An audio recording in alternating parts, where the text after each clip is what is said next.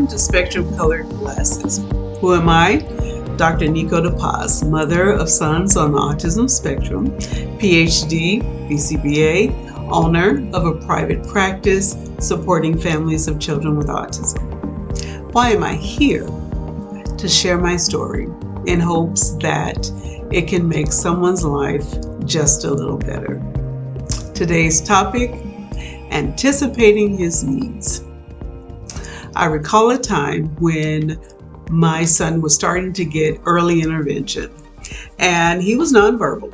So he was nonverbal until he was 4 years old. And the therapist was there. We were at the table. He was eating his snack, and he made a little sort of grunting sound. And I immediately got up and headed to the refrigerator, and the therapist stopped me and said, "Wait, what just happened?" And I said, he wants something to drink. And she said, "So how do you know that?" Well, I saw he was getting a little agitated, and I just wanted to get it before he got upset. And she said, "So how do you want him to ask for water or for something to drink?"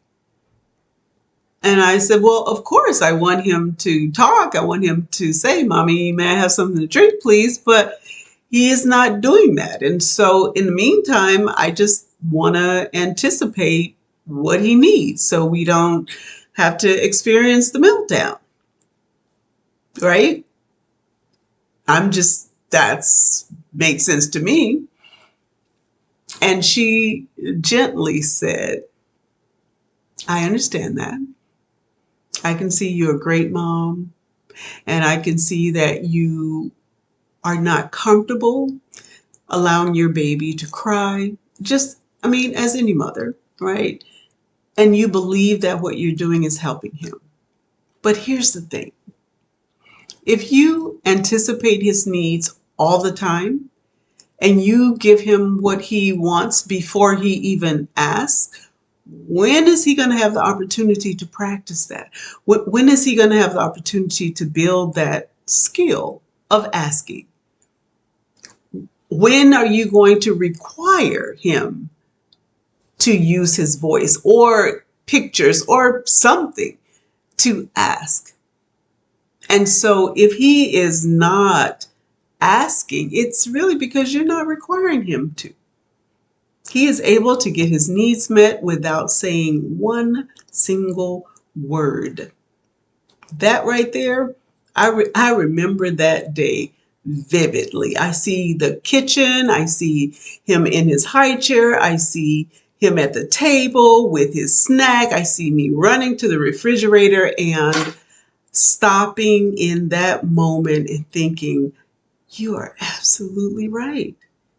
If I'm anticipating everything, why does he? He doesn't have a reason to ask. And I'm not even teaching him to do that. I'm teaching him to grunt. And so that topic comes up so much in my practice when I am helping families. Some of the things that we target is communication, right? Please understand, communication is more than talking. I know sometimes parents, he's not talking. I want him to talk. Talking is not the only form of communication. You can communicate your wants and needs through pictures. You can write what you want to say. You can type what you want to say, which is actually how my 19-year-old Spectrum communicates the best. His typing is fantastic. I read some of the posts that he has online, and I'm looking at his writing, and I'm looking at how he is responding to other people, and he's being social, he's being funny. He is showing expression with capitalizations and bold and italics,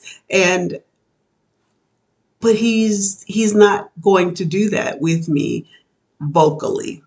So I only say that to say, what do you want? What do you want your child to do? How do you want them to communicate with you? So let's start somewhere. Start somewhere. Require it. That's the first thing. Require it. But also be cautious of what you're requiring. As I said, all communication is not just perfect diction and perfect verbal communication, pronunciation. Like, that is not all communication. And having a child on the spectrum, when they are still in that nonverbal phase, and even once they do acquire some words, give them opportunities to communicate in whatever ways are comfortable for them. So we're not forcing them to communicate in a way that's comfortable for us, but for them. And just require it. That's all. That's all. And yes, being a good parent, anticipating what your baby wants before he wants it, before he says it, that's fine. That is absolutely fine. However, you just have to think about, well, what do you want in the long run? Is this the way you want him to communicate with you in the long run? And if so, by all means. But if you want something more, just remember, you have to require it and not anticipate before he even says it. Now, is that hard to do? It absolutely is hard to do, because once I started to do that, man, he would cry and scream and kick like, you know what I want. That's kind of what he was saying, and the crying and the kicking, screaming and throwing things. It's like, you know what I want? Why aren't you giving it to me?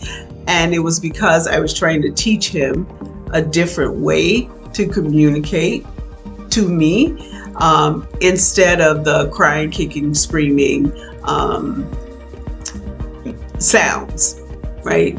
And when I showed him, right, if you want juice, I would bring the juice to him.